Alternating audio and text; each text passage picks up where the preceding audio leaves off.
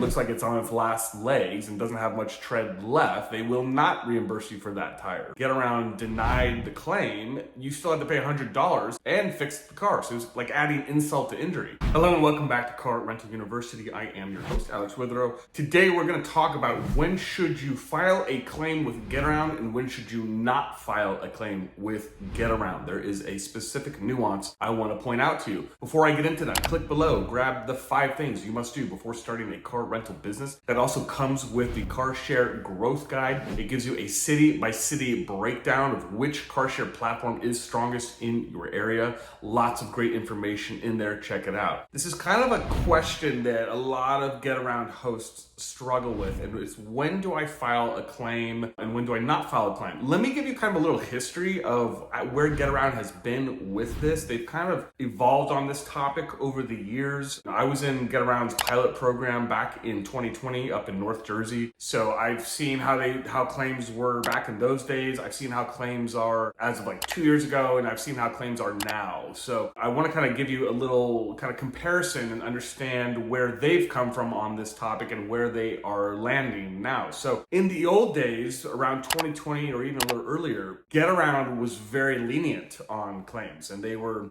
basically if there was any kind of scratch or damage that the host had or that the renter had perpetuated upon the host's car, they would pretty much fix it. And what started happening was that so many hosts of cars were just filing claims left and right. Getaround felt that the system was being abused. So they had a big overcorrection. That's back when they started charging $100 claims fees. If you filed a claim, you would have to pay $100. That was wildly unpopular. Back in the days, they kind of considered that like a deductible on any claim. But what was really frustrating about that is if the renter had genuinely damaged your car, or if it was a minor damage and Getaround denied the claim, you still had to pay $100 and fix the car. So it was like adding insult to injury. Now they have gotten rid of that claim fee. That is no longer there. But I will say that if you do win a claim, or if you don't win a claim, even if you do win a claim and you are deserved a payout, the payout system these days is very slow. I would suspect that they've had some cash flow issues. They did get a recent infusion of cash, but if you can avoid the claim system with Getaround, it is ideal these days, I would say. I've had situations before when a renter will bring back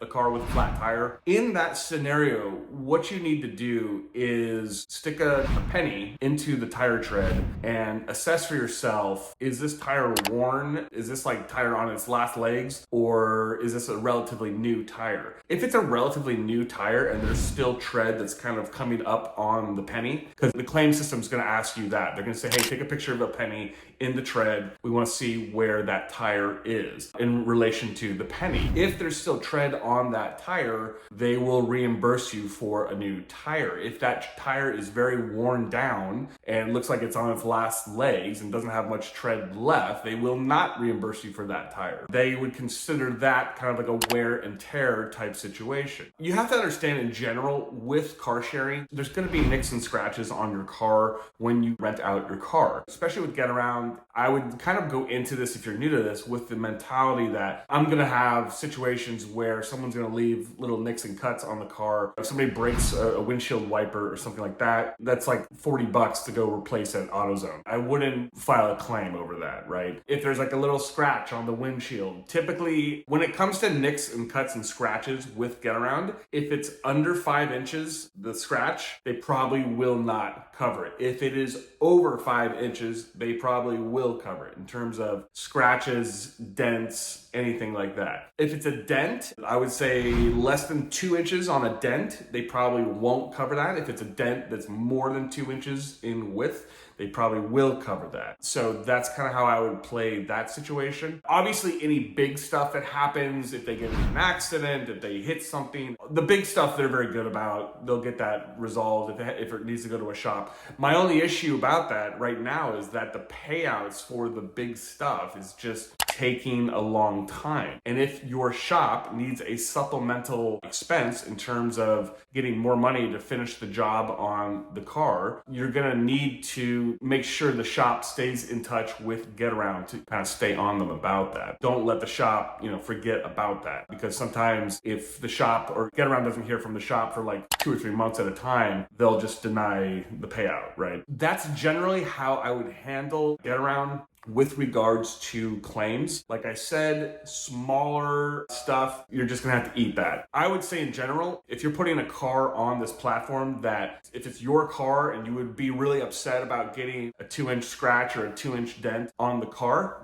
don't put it on there. You have to understand that when you put these cars on the car sharing platforms, especially Getaround, like these little nicks and cuts are gonna happen. So if this is a car, like if it's like a nicer car and you really don't want any nicks or cuts on that car, don't put it on there. If you have a nicer car, I would put it on Turo and then put it on the 60/40 highest protection plan, because they will cover little nicks and cuts on that protection plan. But in terms of Getaround, don't put a car on there unless you're okay with little nicks and cuts on that car. In general, that's how I would handle the Getaround claims system. Typically, your account manager can help you with this if you have 3 to 5 cars or more. I know that their account management team has kind of been hit or miss in the last few months. So drop some questions below if you have some more. Would love to answer anything further. And before I go, click below, grab the 5 things you must do before starting a car rental business. Also comes with the Car Share Growth Guide. I will catch you in the next episode. Thank you.